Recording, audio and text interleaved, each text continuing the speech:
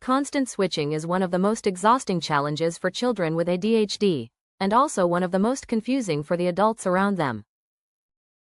Imagine a child starting a homework assignment with good intentions.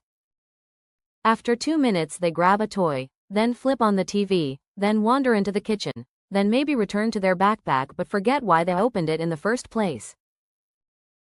Before long, the homework is forgotten, the TV is on, and the child feels stuck between multiple half-finished activities.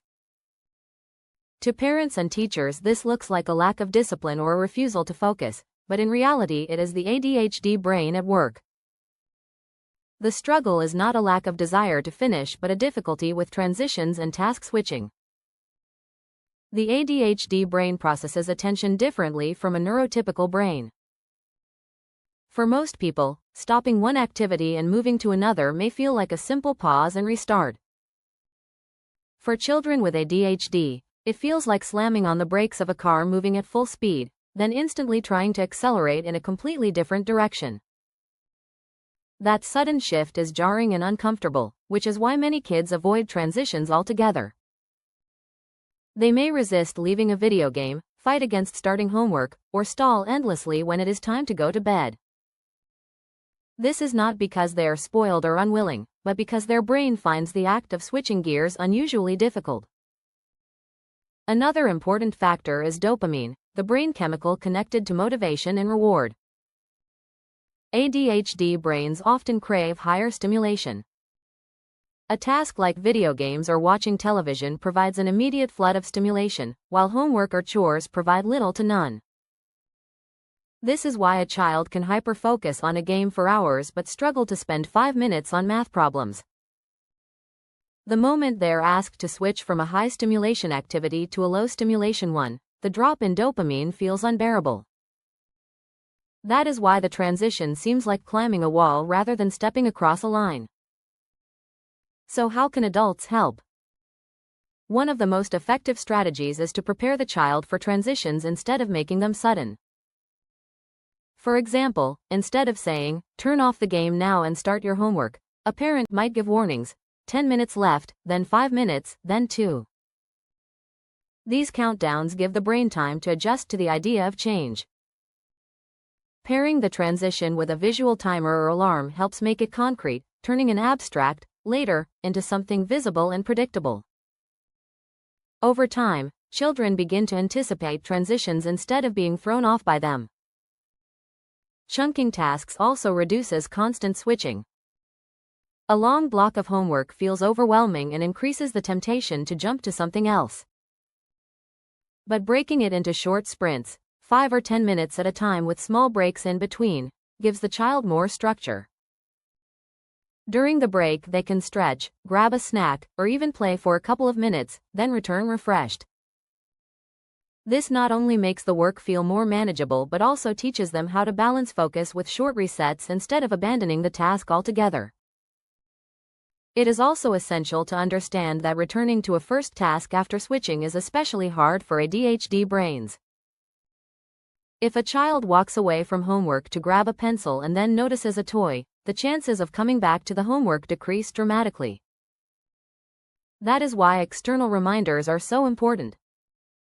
Visual cues such as sticky notes, checklists, or a simple note on the desk saying, "Finish math problems," act as anchors, pulling the child back to the task they left. Parents and teachers can reinforce this by gently redirecting rather than scolding. A calm reminder like, "You were working on your worksheet, let's go back to it," helps guide the child back without adding shame. Another helpful strategy is to connect transitions with routines. For example, if homework always starts after a snack, and bedtime always begins after brushing teeth and reading a story, the child's brain learns to link one activity to the next. Over time, routines reduce the mental load of switching because the brain knows what comes next. Predictability provides safety and structure, which is especially important for children who otherwise feel tossed around by distractions. Parents can also model successful switching. For instance, a parent might say, "I'm going to stop watching TV now and start making dinner. I don't really feel like stopping, but I know it's important, so I'll take a deep breath and get started." Hearing adults talk through transitions gives children a script to follow. It normalizes the difficulty of switching and shows that even adults use strategies to cope. Teachers in classrooms face constant challenges with ADHD switching.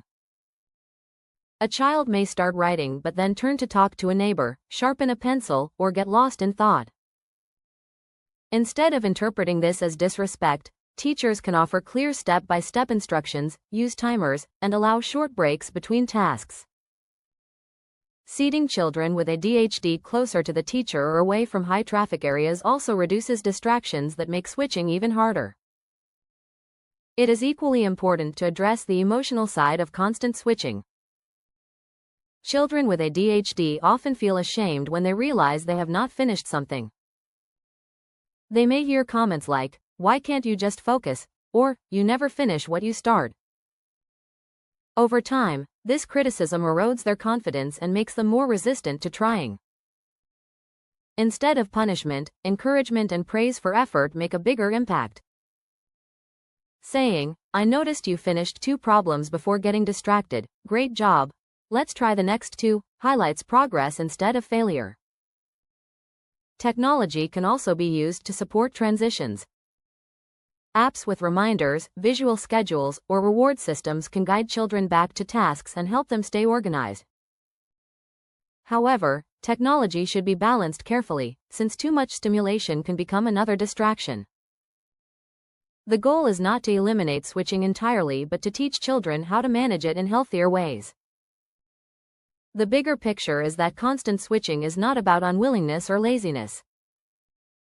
It is about a brain that processes focus, reward, and regulation differently. When adults respond with understanding and strategies, children begin to develop tools that help them navigate their daily lives more successfully. Over time, they can learn how to transition more smoothly, how to return to unfinished tasks, and how to build resilience against distractions. In the end, constant switching does not have to mean constant struggle. With patience, structure, and the right supports, what once felt like chaos can become manageable. Every small success, finishing a worksheet, cleaning half a room, or transitioning calmly from playtime to homework, builds confidence and teaches skills that last a lifetime. These children are not defined by their challenges. With guidance, they can turn constant switching into an opportunity to learn flexibility, persistence, and self-awareness.